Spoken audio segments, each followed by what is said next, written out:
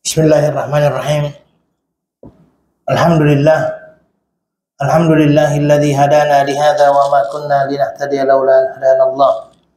Asyhadu an la ilaha illallah wahdahu la syarika lah wa asyhadu anna Muhammadan abduhu wa rasuluh. Allahumma salli wa sallim ala nabiyyina Muhammadin wa ala alihi wa ashabihi wa man istanna bi sunnatihi ila yaumiddin, amma ba'd. Ayuhal wal akhwat, assalamualaikum warahmatullahi wabarakatuh. Thumma alamu anna asdaqal hadithi kitabullah wa khairal hadi hadi Muhammadin sallallahu alaihi wasallam wa syarral umuri muhdatsatuha wa inna kulla muhdatsatin bid'ah wa kulla bid'atin dhalalah wa kulla dhalalatin finnar. Ayuhal wal akhwat, alhamdulillah thumma alhamdulillah, segala puji bagi Allah Subhanahu wa taala yang telah memberi kepada kita kesempatan untuk kembali bertemu di malam hari yang berbahagia ini. Kita senantiasa menginginkan agar kita dimasukkan oleh Allah sebagai hamba-hambanya yang senantiasa bersyukur, mensyukuri segala nikmat yang Allah berikan kepada kita. Salawat beserta salam kepada Nabi kita Muhammad sallallahu alaihi wasallam, Nabi akhir zaman. Kita senantiasa berharap mudah-mudahan kita termasuk orang-orang yang mengikuti sunnah-sunnah Rasulullah sallallahu alaihi wasallam. Ayuhal wal akhwat, pada malam hari ini kembali kita akan melanjutkan pembahasan kita dalam tafsir dan kita sudah sampai kepada ayat yang ke-152. Saya akan bacakan ayat 152 ini. A'udzubillahi minasyaitonirrajim. Fadhkuruni azkurkum washkuruli wala takfurun.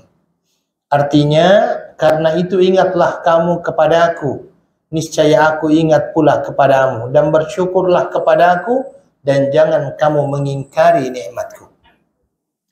Taib, ayyuhal wal akhwat, dalam ayat ini Allah Subhanahu wa taala menjelaskan kepada kita dan memberikan kepada kita amalan sekaligus balasan dari amalan tersebut. Allah Subhanahu wa taala menjelaskan kepada kita akan adanya amalan dan sekaligus menjelaskan apa yang Allah berikan ketika kita mengamalkan itu. Jazaul amal. Ya, jazaul amal artinya ada timbal balik yang Allah berikan, janjikan kepada kita ketika kita mengamalkan amal tersebut. Apa itu? Yang pertama, Allah mengatakan fadhkuruni. Ini adalah amalan, ingat kepadaku. Maka jaza, timbalan ataupun timbalan ini bahasa di sini berbeda dengan Indonesia ya. Kalau timbalan Indonesia itu artinya pahalanya. Ya. Atau sama di sini timbalan juga? Gim. Oh. Oke, imbalan. Ya, imbalan yang Allah Subhanahu wa taala berikan, janjikan kepada orang-orang yang mengingat kepada Allah adalah apa? Ini yang sangat hebat. Kita mengingat kepada Allah, Allah akan ingat kepada kita. Dan cara kita mengingat Allah Subhanahu wa taala di sini ada dengan hati, kemudian dengan lisan dan juga dengan al-jawarih. Al-jawarih itu artinya apa? Anggota tubuh, anggota badan, ya.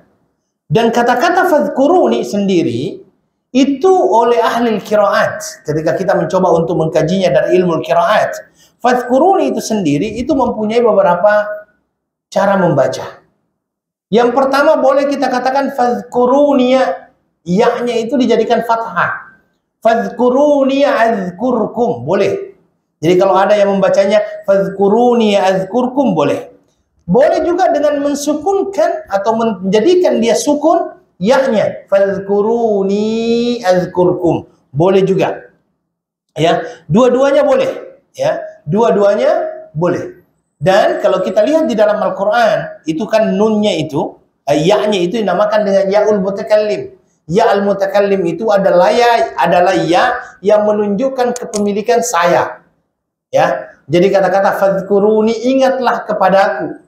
Ya, iya itu di belakang itu dinamakan di dalam bahasa Arab ya'ul mutakallim, ya yang menunjukkan kepemilikan saya. Di dalam Al-Quran, kalau kita lihat dan mengkajinya, itu ada 3 caranya biasanya Allah memberikannya. Yang pertama adalah dengan memfathahkan ya-nya. Fadhkuruni, seperti tadi yang saya katakan. Kemudian yang kedua, dengan mensukunkan ya-nya. Fadhkuruni azkurkum. Dan terkadang di dalam Al-Quran, ya'ul mutakallim itu dihapuskan.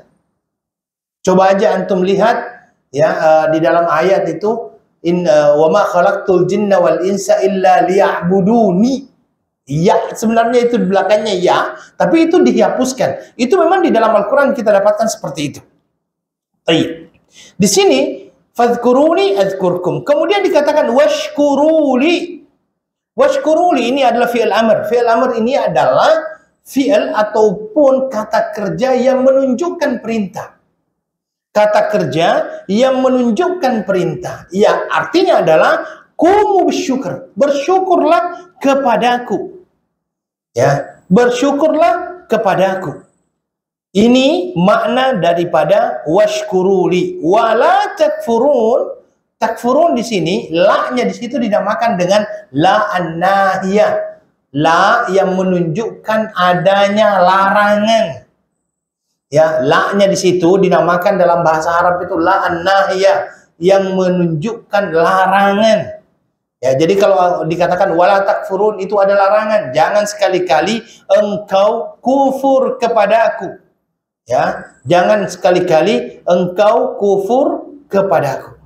Baik, apa faedah yang kita bisa ambil daripada ayat ini? Pertama, kewajiban kita berzikir kepada Allah Subhanahu wa taala, mengingat kepada Allah Subhanahu wa taala.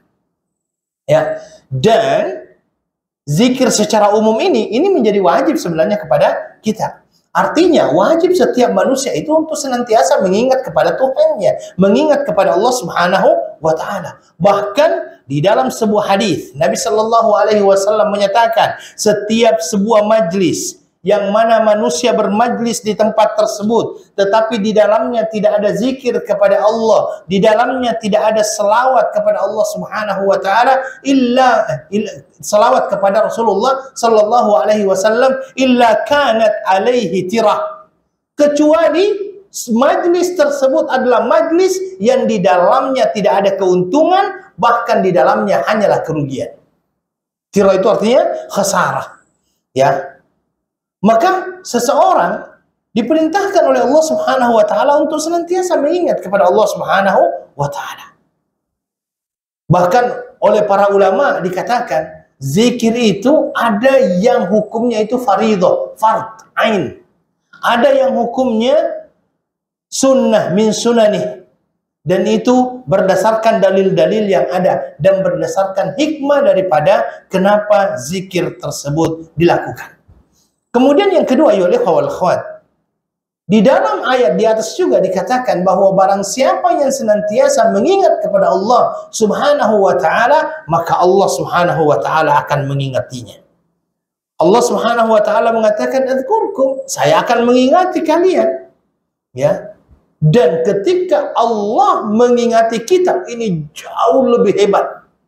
Lebih kita inginkan daripada kita mengingat kepada Allah Subhanahu wa taala. Ya, makanya di dalam hadis qudsi Nabi sallallahu alaihi wasallam meriwayatkan dari Allah Subhanahu wa taala, dia menyatakan, "Man dzakarani fi nafsi, dzakartuhu fi nafsi." Barang siapa yang mengingatiku di dalam dirinya, saya akan mengingatinya dalam diriku. Wa man dzakarani fi mala'in, dzakartuhu fi mala'in khairun min. Barang siapa yang mengingatiku dalam satu keadaan, maka saya akan mengingatinya lebih baik daripada itu. Itu yang disampaikan oleh Allah Subhanahu wa taala. Bagaimana cara berzikir? Berzikir itu ayyuhal ikhwah wal akhwat oleh para ulama dibagi menjadi 3. Ada zikir dengan hati, ada zikir dengan lisan, ada zikir dengan anggota tubuh. Tetapi asal daripada zikir itu sebenarnya di dalam hati. Asal zikir itu di dalam hati. Kenapa? Karena Nabi sallallahu alaihi wasallam menyatakan, ala wa inna fil jasadi mudghah, idza saluhat saluhal jasadu kullu, wa idza fasadat fasadal jasadu kullu, ala wahyal qalbu. Nabi Shallallahu Alaihi Wasallam menjelaskan kepada kita bahwa sesungguhnya di dalam diri dan tubuh manusia itu ada segumpal darah. Apabila segumpal darah ini baik, maka semuanya akan menjadi baik. Kalau ianya buruk, semuanya akan menjadi buruk. Ala wahyal qalbu, dan ketahuilah bahwa segumpal darah itu adalah qalbu. Ya, biasanya diterjemahkannya hati ya, hati. Ya, biasanya terjemahkan hati. Sebagian ulama mengatakan bukan hati sebenarnya, tapi jantung. Ya, dan di sini dikatakan bahwasanya hati itu adalah tempat kita berzikir. Makanya di dalam Al-Quran dikatakan ala bidzikrillahi tatmainnul qulub. Ketahuilah bahwa sesungguhnya dengan mengingati Allah Subhanahu wa taala, hati kita akan menjadi tenang. Dan juga di dalam Al-Quran suratul Kahf dikatakan wala tuti' ma aghfalna qalbahu an dzikrina wattaba'a hawa. Jangan engkau mentaati orang-orang yang telah kami lalaikan hatinya daripada mengingat kami, dan mereka mengikuti hawa nafsunya. Ya, dan di sini jelas bahwa sesungguhnya asal daripada zikir itu tempatnya di hati. Tetapi ulama mengatakan bahwasanya zikir kepada Allah Subhanahu wa taala juga bisa dilakukan dengan lisan. Bagaimana dengan lisan? Ya. Bagaimana dengan lisan?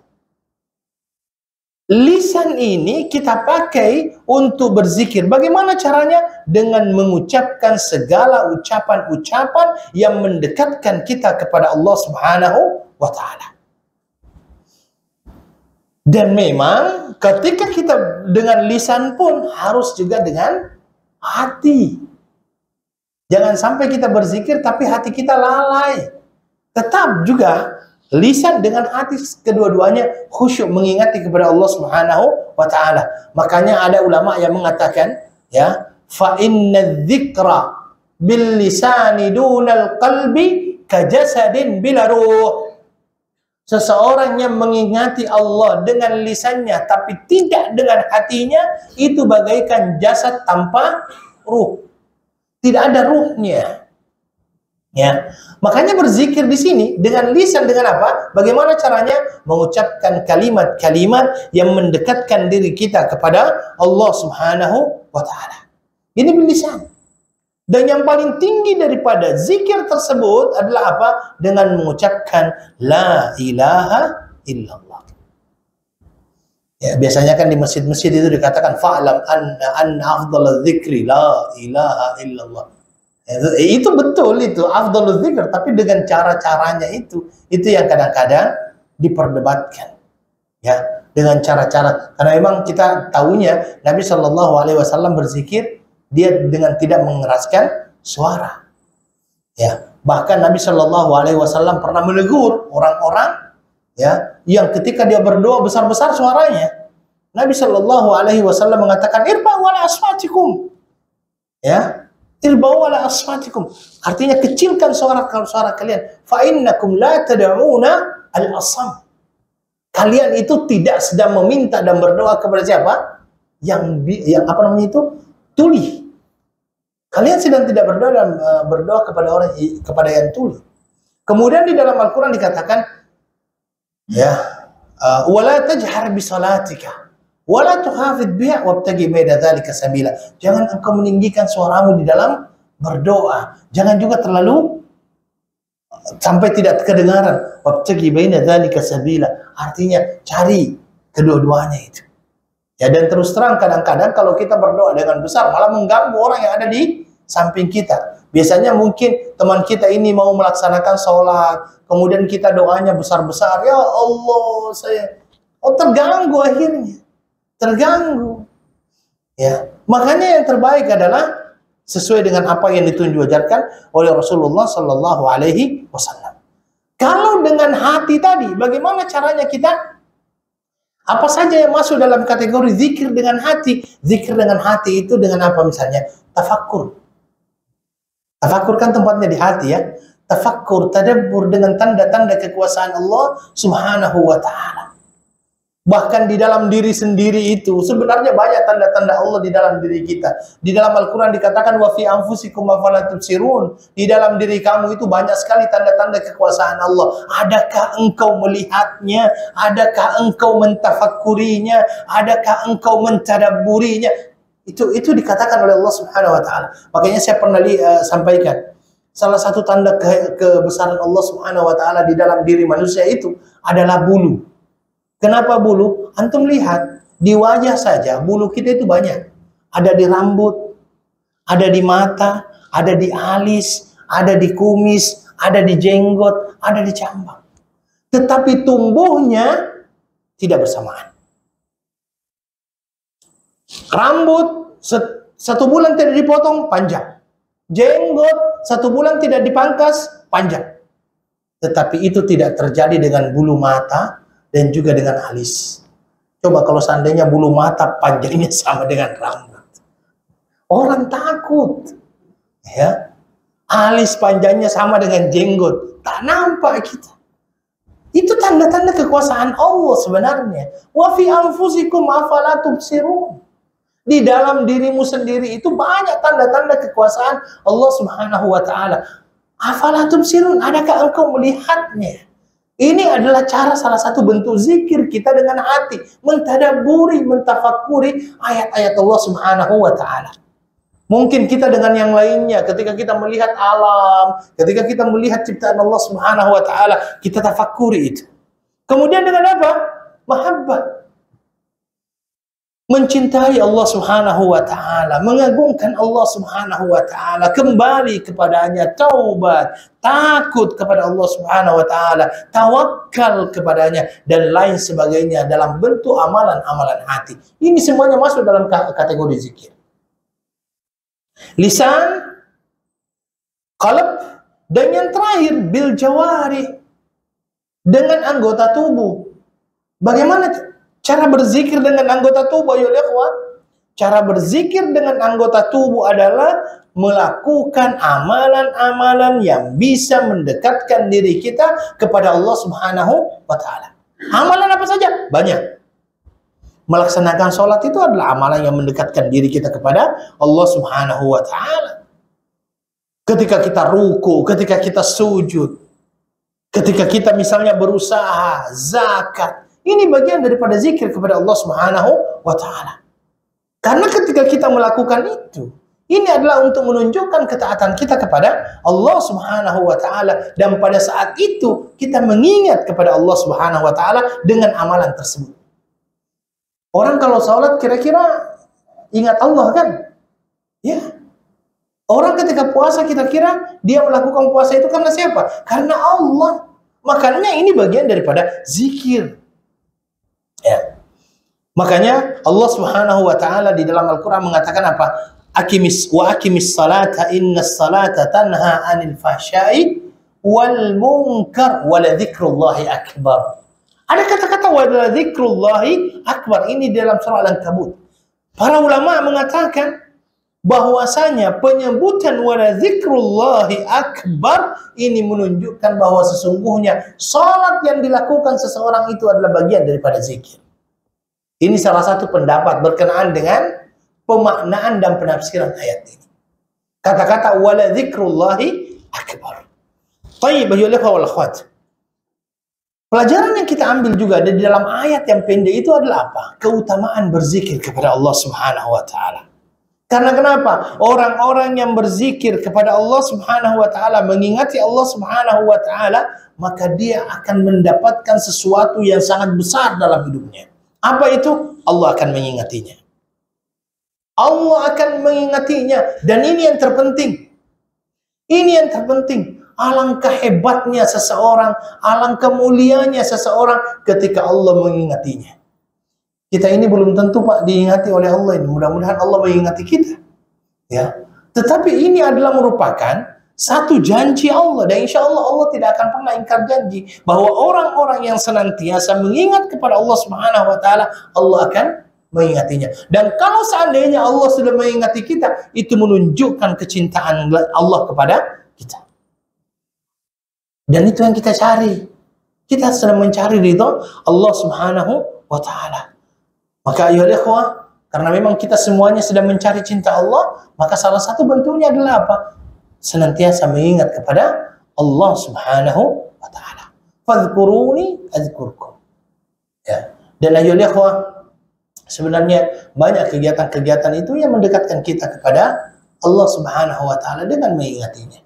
Mungkin dengan doa-doa yang diajarkan oleh Nabi Shallallahu Alaihi Wasallam, itu kan adalah bentuk daripada zikir kepada Allah Subhanahu wa ta'ala. Ketika Anda bangun daripada tidur, ingat Allah lagi tuh.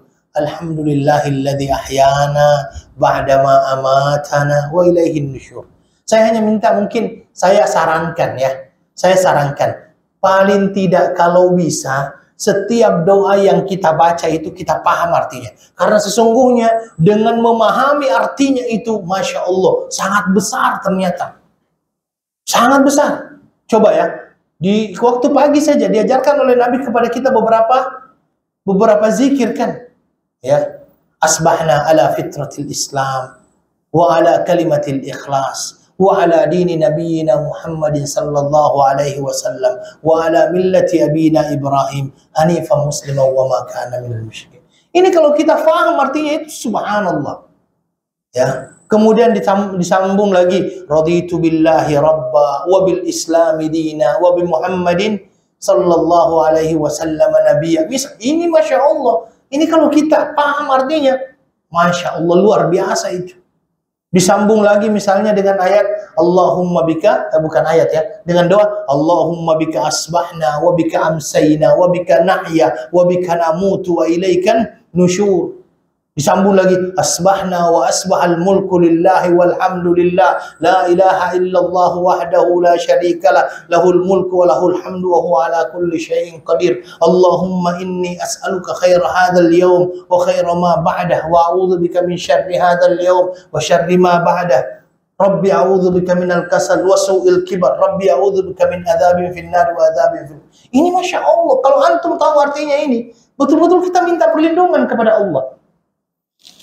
Belum lagi itu Allahumma inni as'alukal afiyata fid dunya wal akhirah. Allahumma inni as'alukal afwa wal afiyata fi dini wa dunyaya wa ahli wa mali. Allahumma astur awrati wa amin rawati. Allahumma ihfazni min baini yadayya wa min khalfi wa an yamini wa an shimali wa min fawqi. Wa a'udzu bika an nuqtala min tahti. Itu penjagaan luar biasa. Kita meminta kepada Allah agar dijaga dari depan, dari belakang, kanan, kiri, atas, bawah. Subhanallah itu. Dan itu semuanya ada fadilahnya. Sambung lagi, Bismillahilladzi la yadurru ma ismihi syai'un fil ardi wala fis sama' wa huwas samiul alim. Ada orang, ya saya juga dengar ceritanya ini, ketika orang-orang lagi panik semuanya. Kebakaran. Di tempat kamu itu terjadi kebakaran katanya. Di tempat kamu terjadi kebakaran. Dia bilang, tidak mungkin rumah saya terbakar. Kenapa? Hari ini saya sudah berzikir. Dan Nabi menjanjikan seperti itu. Dan ternyata ketika dia balik, betul yang lainnya habis, dia tidak terbakar rumahnya. Ini adalah merupakan, makanya kadang-kadang ada orang yang mencari perlindungan. Tidak perlu mencari perlindungan. Allah, Nabi Shallallahu Alaihi Wasallam sudah mengajarkan kepada kita perlindungan. Nabi sudah mengajarkan kepada kita perlindungan. Dan itu kan dibacanya habis sholat subuh kan? Yang mana otomatis kalau kita baca setelah sholat subuh, ya setelah kita melaksanakan sholat. Apalagi kalau sudah berjamaah. Tambah lagi, Masya Allah, ini adalah merupakan hal yang luar biasa. Allah yang akan menjaga kita, karena memang kita meminta penjagaan kepada Allah. Banyak sekali ayat-ayat itu. Apalagi kalau seandainya, kan ada lagi, Ya Hayyu Ya Qayyum, birahmatika astaghits, aslih li sya'ni kullah, wa la takilni ila nafsi tar. Ini kan semuanya adalah zikir pagi dan petang ini.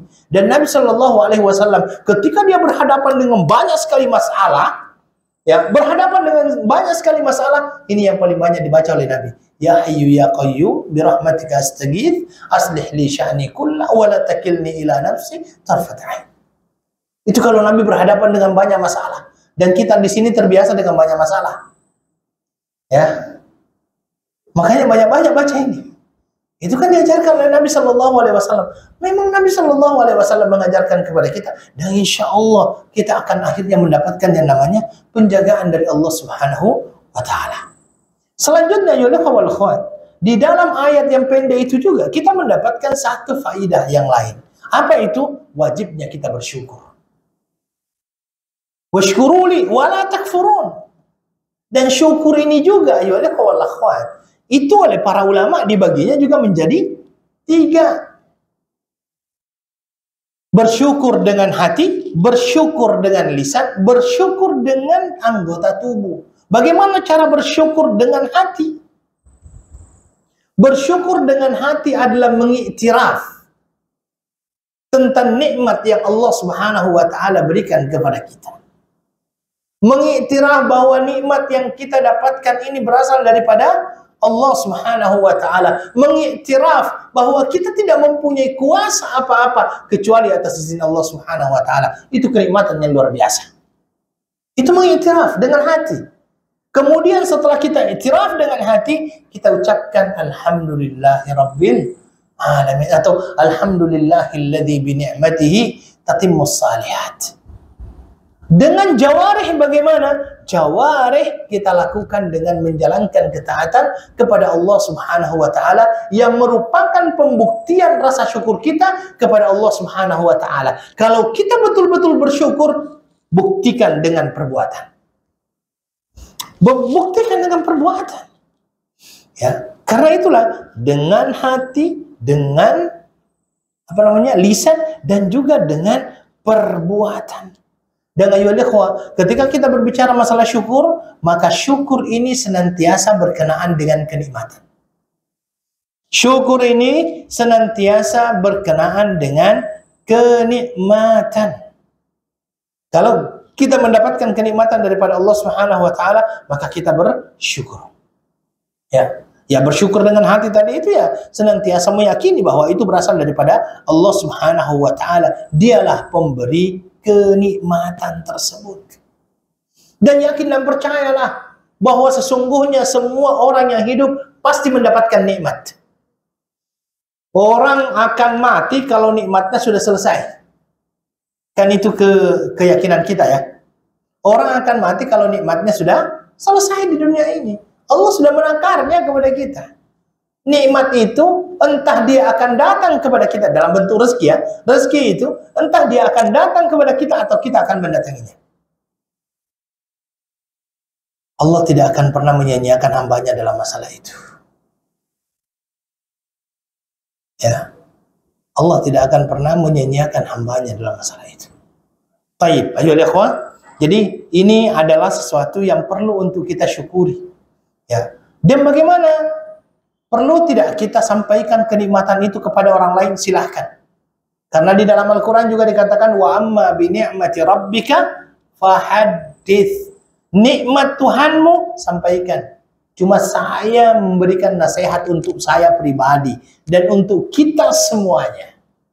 Terkadang niat tahaddus bin nikmah malah bisa menjadi riya. Ya. Keinginan tahaddus bin nikmah malah bisa menjadi riya. Kadang-kadang seperti itu. Maka kalau saya boleh bahasakan, perbezaan antara tahaddus bin nikmah dengan riya itu tipis. Kembalinya ke hati.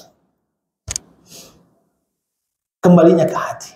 Kalau memang tak sanggup, tidak perlu untuk tahaddus bin nikmah. Kalau memang hanya akan melahirkan kesombongan, tidak perlu. Ya, karena memang terkadang tahaddus bin nikmah itu melahirkan yang namanya kesombongan. Awalnya tahaddus bin nikmah. Ya ini dalam bentuk tahaddus bin nikmah, saya ini baru saja dapat jemputan haji daripada kerajaan Saudi Arabia. Ya, tahaddus bin nikmah. Tetapi setelah itu ditambah dari ribuan orang saya yang terpilih. Kira-kira itu masih tahaddus bin nikmah atau sudah masuk dalam kategori kesombongan itu? Nah, itu. Makanya saya katakan kadang-kadang yang dinamakan dengan tahaddus bin nikmah dengan yang namanya kesombongan itu kadang-kadang terlalu tipis. Terlalu tipis. Ya. Makanya Saya berpikir kalau seandainya memang hati ini belum terlalu istiqomah, ya lebih baik kita diamlah berkenaan dengan masalah kenikmatan ini. Karena kadang-kadang kenikmatan yang kita bicarakan pasti ada orang-orang yang hasad juga. Ya, pasti ada orang-orang yang hasad juga. Kadang-kadang ada orang yang hasad juga. Apakah tidak ada orang yang hasad? Ada orang yang hasad. Di dalam Al-Quran itu dikatakan, di dalam perkataan ulama dulu saya katakan, di dalam perkataan ulama dikatakan bahwa setiap kenikmatan itu pasti di dalamnya ada hasad. Ya, pasti ada di dalamnya yang dinamakan dengan hasad. Tapi yang paling bahaya daripada itu adalah kalau seandainya orang hasad, setelah itu melakukan sesuatu dengan hasadnya untuk menghilangkan kenikmatan itu. Makanya yang paling bahaya, wa min syarri hasidin idza hasad. Karena semua orang mempunyai rasa hasad. Tetapi ada orang ketika mempunyai rasa hasad dipendam. Dia tidak keluar dalam bentuk perbuatan. Ada orang yang keluar dalam bentuk perbuatan. Makanya ada kata-kata idza hasad. Tipis perbedaannya antara yang dinamakan dengan at-tahaddus bin nikmah dengan yang dinamakan dengan iftikhar, kesombongan, riya, sum'ah ini. Ya, sum'ah. Ya. Makanya Nabi Shallallahu Alaihi Wasallam itu pernah memberikan kepada kita satu contoh. Apa kata Nabi Shallallahu Alaihi Wasallam? Ana sayyidu waladi Adam, yaumal qiyamah wala fakhra. Saya ini adalah ketuanya manusia pada hari kiamat nanti, dan saya tidak sombong. Itu Nabi katakan demikian. Ya, Nabi katakan demikian. Ini lisan dengan lisan. Kemudian kesyukuran dengan anggota tubuh tadi itu, dia menjalankan ketaatan kepada Allah Subhanahu wa taala. Maka di sini ayo akhwat, perlunya yang namanya keikhlasan. Perlu untuk kita senantiasa mengikhlaskan diri kita di dalam kita beramal, di dalam kita menjalankan ketaatan kepada Allah Subhanahu wa taala. Makanya di dalam Al-Quran Allah menyatakan faman kana yarju liqa'a rabbih falyamal 'amalan salihan wa la yusyrik bi ibadati rabbih ahada. Kata-kata wala yusyrik bi ibadati rabbih ahada ini menunjukkan kita perlunya untuk ikhlas ketika kita beribadah kepada Allah Subhanahu wa taala. Kemudian ayolah wal akhwat, termasuk yang kita akan ambil pelajaran daripada ayat di atas yang pendek tadi itu adalah apa? Allah mengharamkan kufur nikmat dengan ayat wala takfurun. Ya, wala takfurun, jangan engkau kufur dengan nikmat tersebut. Kufur itu bisa terjadi dengan apa? Dengan hati. Kufur itu bisa terjadi dengan apa? Dengan lisan. Kufur itu bisa terjadi dengan apa? Dengan perbuatan. Bagaimana kufur dalam hati? Persis seperti Qarun. Ya. Qarun itu ketika dia dalam keadaan sudah besar, apa yang dia katakan? Ini semuanya usaha saya. Itu kan dia sudah tidak mengakui dan mengiktiraf Allah yang memberikan kepada dia kenikmatan. Dan kadang-kadang kita lupa juga ketika dia akhirnya mendapatkan kehidupan duniawi yang baik.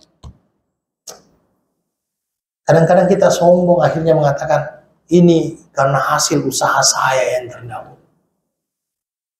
Seolah-olah tidak ada campur tangan Allah di dalam kesuksesan dia. Makanya saya kadang-kadang mengatakan ini hati-hati juga dengan motivator-motivator di luar itu yang tidak mengenal agama itu. Karena motivator-motivator di luar itu yang tidak kenal agama itu kadang-kadang betul-betul kamu yang akan menjadi sumber keberhasilan kamu. Semuanya seolah-olah tidak mengembalikannya kepada Allah. Padahal Allah dulu baru kita. Kalau bukan karena Allah, kita tidak ada apa-apanya.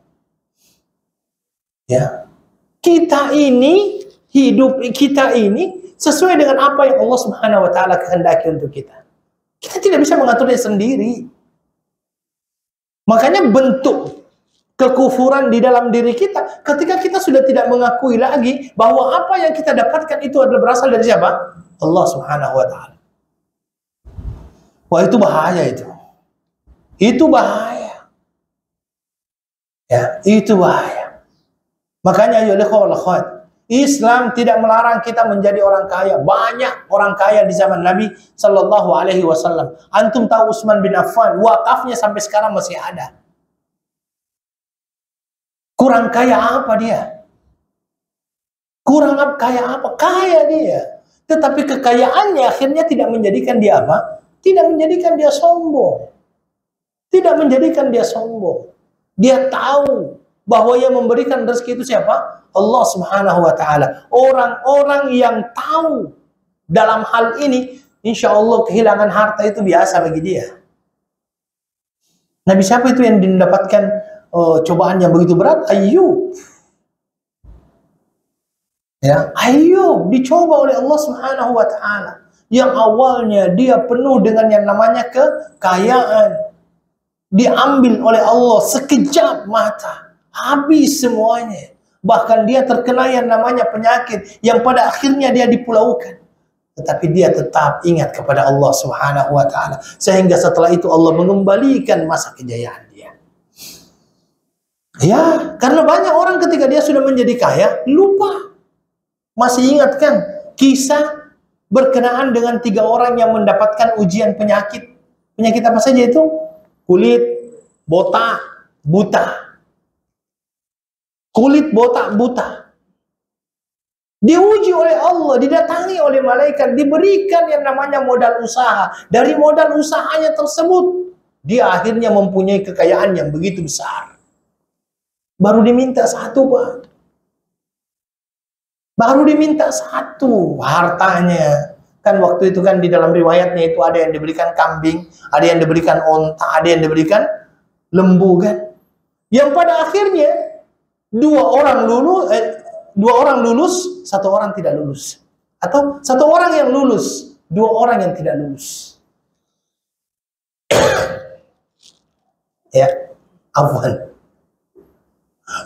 Batu. Oke, 2 orang yang tidak lulus, 1 orang yang lulus. Ya, 1 orang yang lulus. Karena kenapa?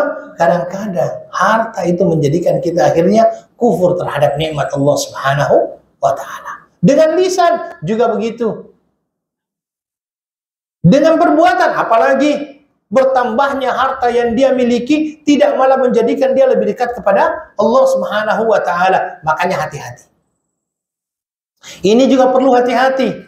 Ketika ada orang tidak pernah sholat, zakatnya tidak dibayar, puasa bolong, ya, tetapi Allah memberikan kepada dia kekayaan yang begitu banyak. Hati-hati. Itu bukan kenikmatan.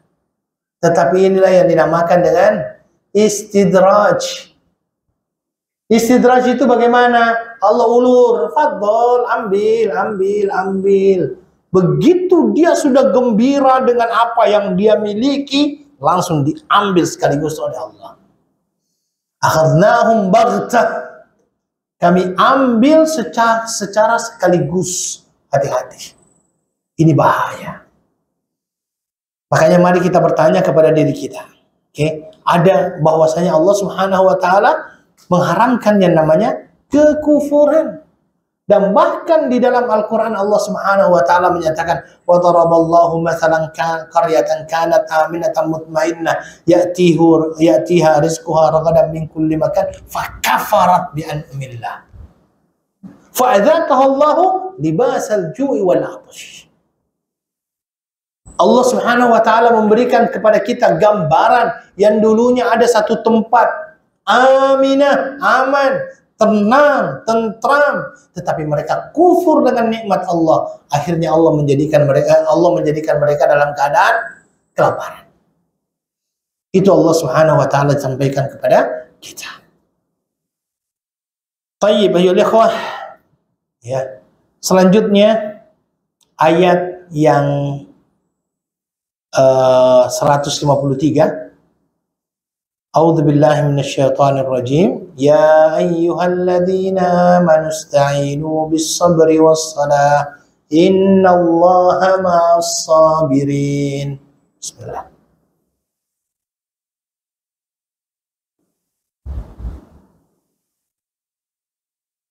Wahai orang-orang yang beriman. Ya, wahai orang-orang yang beriman, mintalah pertolongan kepada Allah dengan sabar dan salat. Innallaha ma'as sabirin, sesungguhnya Allah bersama orang-orang yang bersabar. Ya.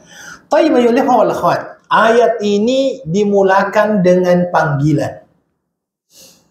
Yang memanggil Allah, yang dipanggil adalah orang-orang yang beriman. Dan kaidah yang ada di dalam Al-Quran, ketika ada ayat yang dimulakan dengan panggilan, ya itu kan ya, wahai. Ketika ada ayat yang dia dimulakan dengan panggilan, ini menunjukkan bahwa ayat itu akan memberikan kepada kita makna yang penting. Allah menyatakan di dalam ayat ya sesuatu yang penting. Allah akan sampaikan kepada kita ketika ayat itu dimulakan dengan panggilan ya, itu menunjukkan bahwa ayat yang Allah akan sampaikan kepada kita adalah sesuatu yang sangat penting. Kenapa? Karena panggilan itu adalah sesuatu yang menjadikan kita akhirnya menoleh. Kan orang menoleh kan? Kalau seandainya saya mengatakan, ya Muhammad, orang menoleh. Kenapa menoleh? Karena panggilan itu adalah sesuatu yang penting. Ada yang akan disampaikan oleh orang yang memanggil itu kepada orang yang dipanggilnya. Ketika Allah yang memanggil, sesuatu itu adalah sesuatu yang sangat penting. Dan apalagi yang dipanggil ini adalah orang-orang yang beriman. Kalau yang dipanggil itu adalah orang-orang yang beriman, biasanya Allah ingin menyampaikan kepada kita ada perintah, ada larangan, atau ada amalan yang perlu untuk kita lakukan. Ya. Kemudian dikatakan ista'inu bis-sabri was-salah. Ya. Jadikan, mintalah pertolongan kepada Allah dengan sabar dan salat. Innallaha ma'as sabirin. Sesungguhnya Allah bersama orang-orang yang sabar. Ini merupakan satu kabar gembira bagi orang-orang yang bersabar. Bahwa sesungguhnya Allah bersama orang-orang yang bersabar. Ya. Kenapa? Para ulama menyatakan, ya, kenapa di sini ketika Allah mengatakan ista'inu bis-sabri was-salah. Jadi mintalah kepada Allah salat, mintalah kepada Allah pertolongan dengan sabar dan salat. Innallaha ma'as sabirin, sesungguhnya Allah bersama dengan orang-orang yang sabar. Pertanyaannya, kenapa kok yang disebutkan sabar bukan sholat? Kan di situ Allah tidak mengatakan sesungguhnya Allah bersama orang-orang yang sholat. Ya, di dalam ayat ini Allah memang mengatakan minta pertolongan kepada Allah dengan sabar dan sholat. Tetapi akhirnya Allah tidak mengatakan innallaha ma'al musallin. Sesungguhnya Allah bersama orang-orang yang sholat. Atau kenapa Allah tidak menyebutkan dua-duanya? Innallaha ma'as sabirina wal musallin. Sesungguhnya Allah bersama dengan orang-orang yang sabar dan orang-orang yang melaksanakan salat. Kenapa yang disebutkan hanya innallaha ma'as sabirin? Ini ada 3 pandangan di sini. Pertama, salat itu sendiri bagian daripada sabar. Ya, salat itu bagian daripada sabar. Kenapa? Karena sabar menurut para ulama itu dibagi menjadi 3. Yang pertama, sabar dalam menjalankan ketaatan kepada Allah, sabar dalam menjauhkan diri dari hal-hal yang dilarang ataupun yang diharamkan oleh Allah, dan yang ketiga, sabar ketika berhadapan dengan musibah dan bencana. Salat termasuk ketaatan, maka salat bagian daripada sabar. ketika seseorang bersabar dalam menjalankan ketaatan kepada Allah, salah satunya adalah sholat. Satu. Kemudian yang kedua, dikatakan oleh para ulama, bersabar itu terkadang lebih berat daripada melaksanakan sholat. Bersabar itu terkadang lebih susah dilakukan dibandingkan melaksanakan sholat. Karena sabar itu pahit. Makanya ada sebuah syair pepatah Arab mengatakan as-sabru kas-sabiri murrun fi madzaqatihi lakin awaqibuhu ahla minal asali. Artinya pada as-sabru kas-sabir. Sabir itu kulit pohon yang sangat pahit. Jadi sabar itu bagaikan kulit pohon yang pahit, murrun fi madzaqatihi, sangat pahit rasanya. Walakin awaqibuhu, tetapi ketika seseorang itu mampu bersabar, maka dia akan mendapatkan ahla minal asal, akibat dari sabar itu yang lebih manis daripada madu. Itu yang kedua. Ya.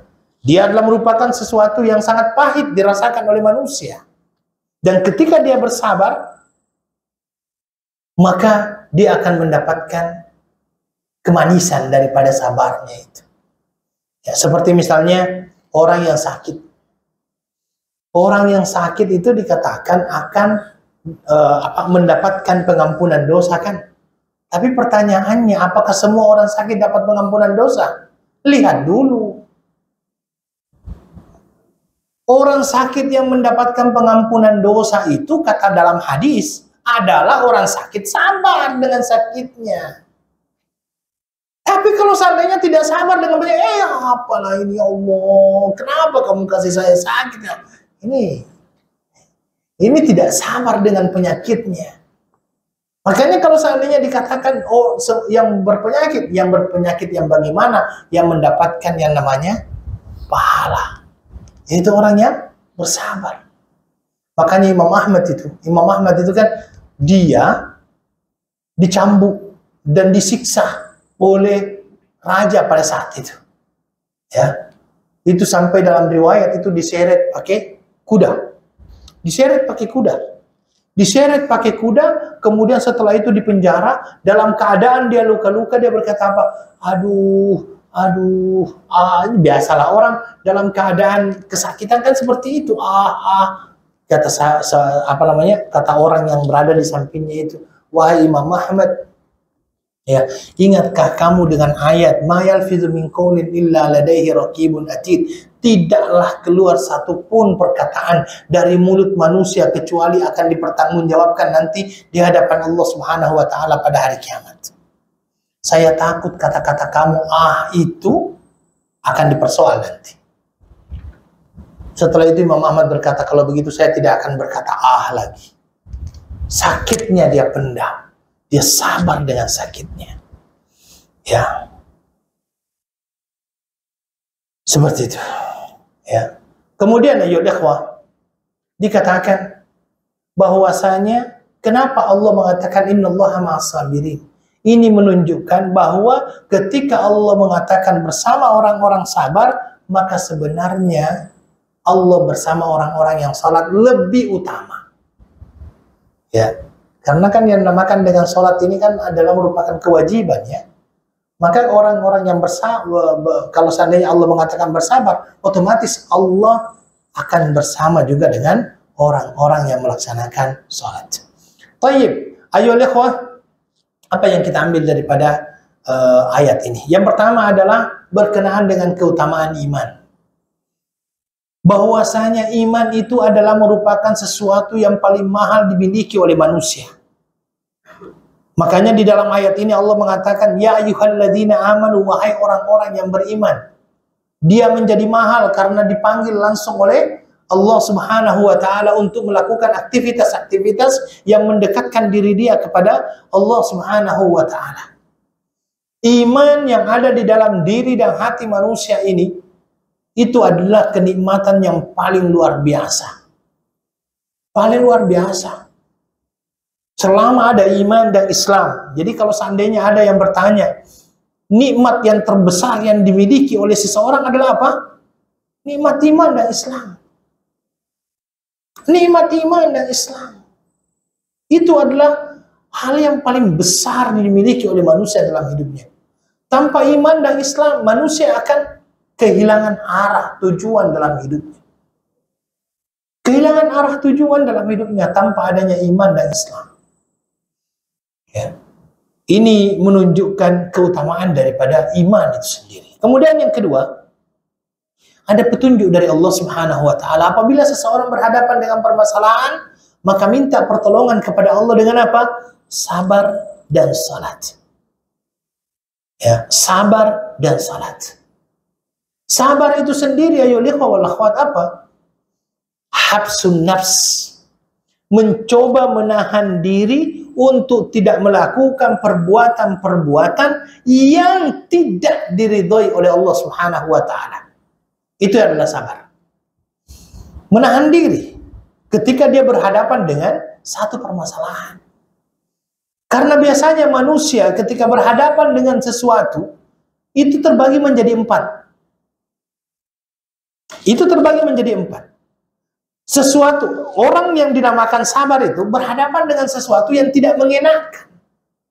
Orang yang dinamakan bersabar adalah ketika orang itu mampu menahan dirinya dalam berhadapan sesuatu yang tidak mengenakan agar dia tidak mengundang kemarahan Allah Subhanahu wa taala. Itu sabar. Ya. Maka orang-orang yang bersabar ini, Masya Allah, orang-orang yang mempunyai kehebatan. Dan saya katakan tadi, manusia ketika berhadapan dengan satu permasalahan yang tidak mengenakan dirinya, kematian lah, apalah semuanya ini, itu terbagi menjadi empat golongan. Golongan yang pertama adalah golongan-golongan yang marah. Berhadapan dengan masalah saja marah dia. Dia seolah-olah tidak terima. Senantiasa mengatakan, kenapa? Ya, biasanya orang-orang yang seperti ini sudah kehilangan cara berpikir yang sehat. Ya, kadang-kadang ada orang yang ketika kematian, ya Allah, kenapa dia yang duluan? Ya kan? Kalau ditanya sama dia, kira-kira kamu mau duluan nggak? Kira-kira dia mau, kira-kira. Itu kadang-kadang seperti itu. Perkataan-perkataan yang akhirnya mengundang kemurkaan Allah. Karena kenapa? Mempertanyakan keadilan Allah Subhanahu wa taala. Ini yang pertama. Jadi ada orang yang ketika berhadapan dengan sesuatu yang tidak mengenakan, dia marah.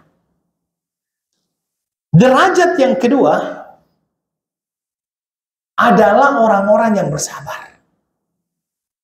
Ya, orang-orang yang bersabar ketika dia tertimpa yang namanya musibah, dia rasakan pahit, perih. Tetapi dia mampu untuk menahan dirinya, dia bersabar.